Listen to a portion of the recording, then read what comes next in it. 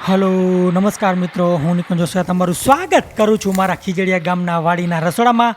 મિત્રો, આજે આપણે બનાવીશું આખી ડુંગળીનું શાક. તો ચાલો શરૂ કરીએ. મિત્રો, જે વાડી હોય છે એમાં પાણીની અતિ આવશ્યકતા હોય છે અને અમારો જે કૂવો છે આમ તો જીવતો કૂવો છે, પણ અમે જ્યારે બી પોસિબલ હોય ત્યારે તળાવમાંથી એમાં પાણી રિચાર્જ કરતા હોઈએ છીએ. તો મિત્રો, આપણા આજના ડુંગળીના શાક માટે સૌથી મહત્ત્વનું ઇન્ગ્રીડિયન્ટ છે ડુંગળી. એ સૌપ્રથમ આપણે લઈ લેશું. હું અત્યારે લીલી ડુંગળી લઈ રહ્યો છું. તમને કદાચ ચિંતા થતી હશે કે ક્વેશ્ચન થતો હશે કે પ્રશ્ન થતો હશે કે ભાઈ નિકુંજ લીલી ડુંગળી કેમ લઈ રહ્યો છે. તો હું તમને જણાવી દઉં કે આ લીલી ડુંગળી છે એ આપણે નાના ગાંઠિયા હોય એ ટાઈપની હું લઈ રહ્યો છું. પણ આને હું સુકાવા રાખી દઈશ આ ડુંગળીને, અને જે ઓલરેડી સુકાવા ત્યાં રેડી પડી છે એ ડુંગળી હું લઈ લઈશ. પણ આ દેખાડવાનો ઉદ્દેશ્ય ખાસ એ છે કે ઘણા લોકોને ખબર નથી હોતી કે ડુંગળી કેવી રીતે ઉગતી હોય છે. તો એના માટે આપણે આવી વસ્તુ બધી દેખાડતા હોય છીએ. જરૂરી નથી હોતું કે બધી વસ્તુ બધા લોકોને ખબર જ હોય છે. એ જ આપણા શોની ખાસિયત છે કે ઘણા પેરેન્ટ્સ, ઘણા વાલીઓ એના દીકરા દીકરીઓને આપણો શો દેખાડતા હોય છે, જેના કારણે એને નોલેજ મળે કે દરેક વસ્તુ હોય છે કેવી રીતે ઉગતી હોય છે. તો મેં એક ડુંગળીનું સારું એવું મોટું પૂર્યું છે એ ઉપાડી લીધું છે. તો ને મિત્રો, તો આ ડુંગળી છે એને આપણે અહીંયા સૂકવવા રાખી દઈશું. તમે જુઓ આ રીતના. અને ડુંગળીનું આવું અમે અદલા બદલી કરતા જ રહેતા હોઈએ છીએ. અને બાજુમાં જે સૂકેલી ડુંગળી છે હું લઈ લઈશ, તમે જુઓ. અને ડુંગળી અમે જરૂરિયાત પ્રમાણે અત્યારે ઉપાડતા હોઈએ છીએ. જ્યારે ગાંઠિયો થઈ જાય ત્યારે એને સંપૂર્ણપણે ઉપાડીને આવી રીતે સૂકવી દેવામાં આવે છે. બાકી અમારે જ્યારે જરૂરિયાત હોય ત્યારે આવી રીતે થોડી થોડી ઉપાડી અને સૂકવી દઈએ છીએ, અને એ અમારા ખાવામાં અમે વાપરતા હોઈએ છીએ. તો જો આપણે આખી ડુંગળીના શાક માટે આ પરફેક્ટ મારે જે જોઈએ છે એવી સાઇઝની ડુંગળી છે.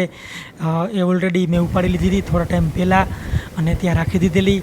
તો આ ટાઈપની ડુંગળી હોય, મીડિયમ સાઇઝની ડુંગળી, એ આપણે લઈ લઈશું. સાવ નાની બી ન લેતા મિત્રો, અને એકદમ મોટી બી ન લેતા, તો તમારું શાક ખરેખર સારું થશે. કારણ કે જેમ નાની ડુંગળી લેશો એમ એના જે ઉપરના છોતરા હોય એ ખૂબ જ ચવડ હોય છે. અને બીજી બાજુ મિત્રો, આપણે અહીંયા ટમેટાં લઈ લઈશું આ શાકની ગ્રેવી માટે. આ શાકમાં ટમેટાનો આપણે ભરપૂર ઉપયોગ કરવાના છે, એ ખૂબ જ જરૂરી છે. જો ઉનાળામાં ટમેટાં હોય છે એ ઉગાડવા ખૂબ જ અઘરા હોય છે. જેમ જેમ શિયાળો પતતો જેમ ટમેટાની તંગી સર્જાવામાં છે, એટલે જ ટમેટાનો ભાવ ઉનાળામાં વધારે હોય છે.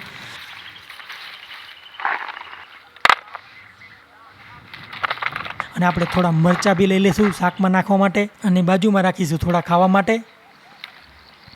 હવે મિત્રો, ટમેટાં અને આપણા મરચાં છે એને બંનેને આપણે સારી રીતે ધોઈ લેશું. તો જુઓ મિત્રો, કૂવામાં સતત પાણી પડતું રહેતું હોય છે, અને આ પાણી છે અમે ફક્ત ને ફક્ત શાકભાજી ધોવા માટે વાપરીએ છીએ. જે અમે રસોઈમાં પાણી વાપરીએ છીએ એ પાણી હોય છે, એ પાણી નર્મદાનું આવે છે તે હોય છે, એકદમ શુદ્ધ પાણી હોય છે. આ પાણી બી આમ ખરાબ નથી, પણ આ તો ખાલી કચરાના હિસાબે અમે નથી વાપરી શકતા, કારણ કે એને થોડું સાફ સફાઈ કરવી પડે, ત્યારબાદ આપણે એને વાપરી શકીએ. તો આવી રીતે આપણે તમામ શાકભાજીને આપણે ધોઈ લીધા. અને અહીંયા મિત્રો, હું છે આદું લઈ રહ્યો છું, મરચું લઈ રહ્યો છું. એની આપણે ચટણી કરીશું અને શાકનો વઘાર કરીશું આ ચટણીથી. અને આ ચટણી હોય છે ખાસ અને ટેસ્ટ અને સુગંધ આપશે. કારણ કે વધુ ભાગના ગુજરાતી અને કાઠિયાવાડી શાક હોય એમાં આદું, લસણ, મરચાંનો ભરપૂર ઉપયોગ થતો હોય છે. આપણે લસણ બી નાખી દઈશું અને તમામ વસ્તુને સારી રીતે વાટી લેશું. કાં તો લાલ મરચાંની જે સૂકી ચટણી હોય છે એની લસણની એ, અથવા તો આદુ લસણની પેસ્ટ, એ રીતે જે જેને પોતાનો ટેસ્ટ હોય છે એ રીતે ઉપયોગ કરતા હોય છે. જ્યારે ખંડાઈ જાય ત્યારે આપણે એને સાઈડમાં આવી રીતે કાઢી લેશું. બીજી તરફ મિત્રો, હું અહીંયા તેલ મૂકી રહ્યો છું આપણી ડુંગળીને તળવા માટે. તમે ડુંગળીને આવી રીતે તળી અને જે આ પ્રોપર શાક છે એકદમ કાઠિયાવાડી સ્ટાઇલનું એ બનાવી શકો છો.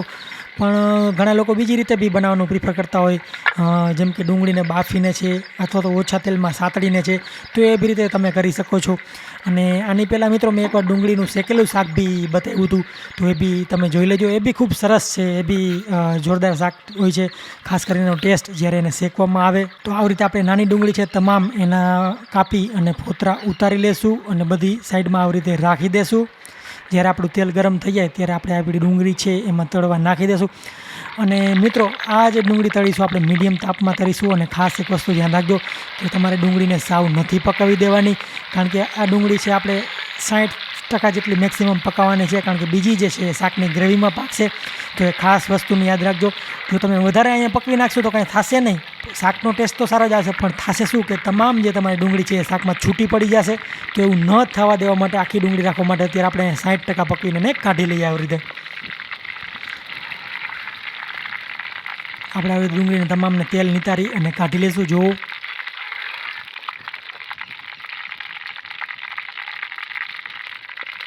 હવે બીજી તરફ મિત્રો મેં આખા સૂકા મસાલા લીધા છે અને જે પક્ષીઓનો માહોલ હોય છે ખીચડીમાં ખરેખર માણવા લાયક હોય છે. અત્યારે તમે પેલિકન જોઈ રહ્યા છો કે મોટા ગ્રુપમાં ઉડી રહ્યા છે. અને મિત્રો અહીંયા હું થોડું તેલ લઈ રહ્યો છું આપણા શાકના વઘાર માટે. એમાં હું નાખીશ ચપટી એક રાઈ નાખ્યા બાદ રાઈ ફૂટવા માંડે ત્યારે આપણે એમાં નાખીશું જીરું, થોડી હિંગ અને હવે જે મિત્રો આપણા સૂકા મસાલા હતા તજ છે, બાદિયું છે, તેજ પત્તા છે, સૂકું મરચું છે, એ બધું નાખી દેશું. અને જે આપણી આદુ મરચાં લસણની પેસ્ટ હતી એને બી આપણે નાખી દેશું. તો મિત્રો આપણું શાકનો વઘાર છે એ પાકી રહ્યો છે ત્યારે જ આપણે એમાં નાખવા માટે તલી છે એ ઝડપથી ખાંડી લેશું. કારણ કે આને ખાંડતા વાર નહીં લાગે તો તમે પહેલે બી આને ખાંડીને રાખી શકો છો. તલીનો આપણે અધકચરો પાવડર કરી લેશું. આ જે ખાંડણી હોય છે પથ્થરની એમાં ખૂબ જ ઇઝી રહે છે એટલે આ સમયે બી હું કરી શકું છું. તો તમે પહેલાં કરી લેવું, રાખી દેવું અથવા તો. અને આને બી આપણે વઘારમાં નાખી દેશું જો આ રીતના. અને તલીને આપણે થોડી વાર પાકવા દેશું. તલીમાંથી થોડું તેલ છૂટું પડે ત્યાં સુધી આપણે એને પાકવા દેશું. અને બીજી તરફ મિત્રો હું અહીંયા આપણા સિંગદાણા છે એને બી ખાંડી લઈશ અને એને બી વઘારમાં નાખીશ ત્યાં સુધીમાં તલી પાકી જશે. તો સિંગદાણાને બી આપણે અધકચરો ભૂકો કરી લેશું. બારીક પાવડર સાવ નહીં કરીએ, એ જ આપણી ગ્રેવીને એક ટેક્સચર આપશે જે ખૂબ અગત્યનું છે. તો આપણી તલી નાખ્યા બાદ હવે આપણા સિંગદાણા બી રેડી થઈ ગયા છે. એનો બી કાચા સિંગદાણા હતા, પાકેલી સિંગ નહોતી, ખારી સિંગ જેને કહેવામાં આવે છે એ નહોતી. તો જો આવી રીતે આપણી તલી પાકી રહી છે, તેલ બી એમાંથી સારી રીતે છૂટું પડી ગયું છે. તો આપણે એમાં સિંગદાણાનો ભૂકો નાખી દઈશું. માંડવીનો ભૂકો બી તમે કહી શકો છો.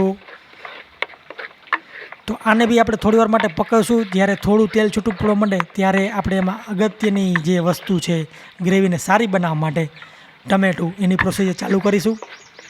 અને આપણે હળવા તાપે પાકવા દઈએ. આ રીતે રાખી દઈશું થોડી વાર માટે અને એ પાયકા રાખશે. ત્યાં સુધીમાં મિત્રો આપણે બીજી તરફ આપણા ટમેટાં છે એની બી અહીંયા પ્યુરી કરી લઈશ. આ જે ટમેટાં છે એને ખમણીની મદદથી મિત્રો હું અહીંયા પ્યુરી કરી રહ્યો છું, પણ તમે મિક્સરમાં બી તમારી રીતે કરી શકો છો. પણ આ રીતે કરવાથી બી એક અલગ મજા હોય છે. સાવ ફાઇન પ્યુરી નથી થતી એટલે એક લચ્છેદાર પ્યુરી થાય છે. અને જે એ પ્યુરી હોય છે એ ખરેખર દરેક ગ્રેવીને યુનિક બનાવે છે. તો આ રીતે આપણે તમામ ટમેટાને ખમણી લેશું જો. અને ખમણાઈ જાય એટલે આપણા ટમેટાં જે પ્યુરી થઈ ગઈ છે એને આપણે જે મસાલો આપણો પાકી રહ્યો છે ખાસ એમાં નાખી દઈશું.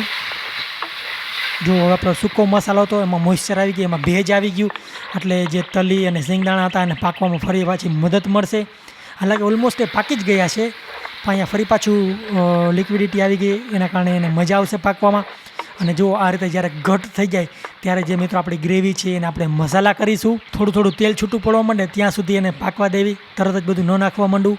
તો આવી રીતે જો બધું સારી રીતે પાકી ગયું છે ત્યારે સૌપ્રથમ આપણે સ્વાદ પ્રમાણે મીઠું નાખીશું, અડધી ચમચી હળદર, સ્વાદ પ્રમાણે લાલ મરચું નાખી દીધું, તમારા તીખાશ પ્રમાણે, તમારે જેટલી તીખાશ જોતી હોય એ પ્રમાણે, અને ગરમ મસાલો. અને આ તમામ મસાલા છે મિત્રો એને આપણે પકવી લઈશું સારી રીતે એટલે એક મસાલાની જે ખુશ્બુ છે એ છૂટી જાય. આ મસાલાને આપણે થોડી વાર માટે પકાવીશું. જ્યારે એની ફોરમ આવવા માંડે, જ્યારે એની સુગંધ આવવા માંડે ત્યાર પછીની આપણે જે આગળની પ્રોસિજર છે હું તમને કહીશ.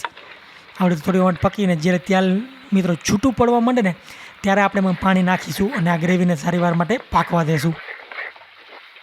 તો જો મિત્રો ફરી એકવાર આને હલાવી લઈએ. હવે તેલ છૂટું પડવા માંડ્યું છે તો હવે આપણે પાણી છે એ નાખી દઈશું. તમારે આ જરૂરિયાત મુજબ પાણી નાખી દઉં. જેટલી તમારી ગ્રેવી હોય એનું ઓલમોસ્ટ ડબલ અથવા તો અઢી ગણું તમે પાણી જોશે. કારણ કે જ્યારે તમે ડુંગળી નાખશો ત્યારે રસો રાખવા માટે તમારે ખાસ એ અગત્યનું છે. એટલે ડુંગળી બી પાકવામાં થોડું પાણી જોશે અને ગ્રેવીને બી પાકવામાં જોશે. ત્યાં સુધી આપણે તાજા એકદમ લીલાછમ અને કૂણા ધાણા છે એટલે કે કોથમીર એને બી લઈ લેશું અને ધોઈ નાખશું. જો જ્યારે ભીનું હોય છે ત્યારે એને આખું મૂળ સહિત ઉપાડવું ખૂબ જ ઇઝી રહે છે અને એને થડમાંથી કાપવું અઘરું રહે છે. તો ત્યારે આવી રીતે હું ઉપાડી લઉં છું. જો આપણી ડુંગળી, તળેલી ડુંગળી અને આપણી ગ્રેવી જુઓ, જ્યારે એમાંથી તેલ છૂટું પડવા માંડે ને મિત્રો, ત્યારે આપણે એની ડુંગળી છે ઉમેરીશું, તળેલી ડુંગળી છે એ જો, અને ફરી પાછું આને આવી રીતે રાખી દેશું અને થોડી વાર માટે પાકવા દેશું, જેથી ડુંગળી બી આપણી પાકી જાય, એમાં બધી વસ્તુનો સ્વાદ બી બેસી જાય. જો હવે આપણું શાક છે આખી ડુંગળીનું એ ઘાટું થવા માંડ્યું છે. અને જે આખી ડુંગળીનું શાક હોય છે મિત્રો, એ ખરેખર ખાવાની ખૂબ જ મજા આવે છે જ્યારે મોટા પ્રોગ્રામમાં બનાવવામાં આવે, ઘણા લોકો સાથે મળીને અને ખાવાનું હોય ત્યારે, કારણ કે બનાવવું ખૂબ જ સરળ છે. ઇન્ગ્રીડિયન્ટ્સ બી બધા એવા છે કે આપણે ઘરે આરામથી મળી જાય બધાના ઘરે, અને રોટલા, રોટલી, ભાખરી તમામ વસ્તુ સાથે આને ખાઈ શકો છો. તો આપણું શાક રેડી થઈ ગયું છે. હવે ઉતારી અને આને પીરસીશું. જો મિત્રો એકદમ ટેસ્ટી, એકદમ લિજ્જતથી ભરપૂર આપણું શાક છે એ દેખાઈ રહ્યું છે. તો આપણે ગ્રેવી, ડુંગળી અને બધી વસ્તુને પ્લેટમાં નાખી અને આવી રીતે હલાવીશું. હલાવવાથી જે છે એ ગ્રેવી નીચે બેસી જશે અને આપણી ડુંગળીનો એક સારો લુક આવશે. તો જો મિત્રો મારે આખી ડુંગળીનું શાક તૈયાર છે. ઉપરથી હું કોથમીર ભભરાવી અને ડેકોરેટ કરીશ. તમે શાક ઉતારો ત્યારે અંદર નાખી અને શાકને હલાવી નાખું. જો મિત્રો એકદમ જોરદાર સુંદર શાક આપણું દેખાઈ રહ્યું છે. હું આશા કરું છું કે આ આખી ડુંગળીનું શાક છે એ તમને પસંદ આવ્યું હશે. અને ખાસ મિત્રો આ રેસીપી છે એકદમ ટ્રેડિશનલ અને પરંપરાગત છે. આમાં તમારે કોઈ ખોટા ફરસાણ નાખી અને આ રેસીપીને બગાડવી ન જોઈએ. પણ તમે અત્યારે ઘણા લોકો શોર્ટકટ કરતા હોય છે કે ફરસાણ ખાંડી અને ગ્રેવીમાં વાપરતા હોય છે. તો બીજી બાજુ મિત્રો હું આપણી થાળીને સજાવીશ અને તૈયારી કરીશ મારા ભોજનની.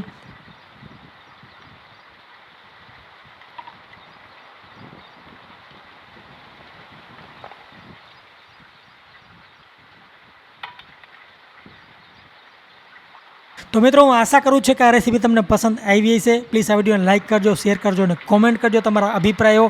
ત્યાં સુધી હું મારા ખાવાનો આનંદ માણું છું અને આશા કરું છું કે આ રેસીપી તમને પસંદ આવી હશે. મિત્રો ફરી મળીશું એક આવા જ ચટાકેદાર વિડીયો સાથે. ત્યાં સુધી જોતા રહેજો. Thank you so much. Bye bye. Take care. આવજો.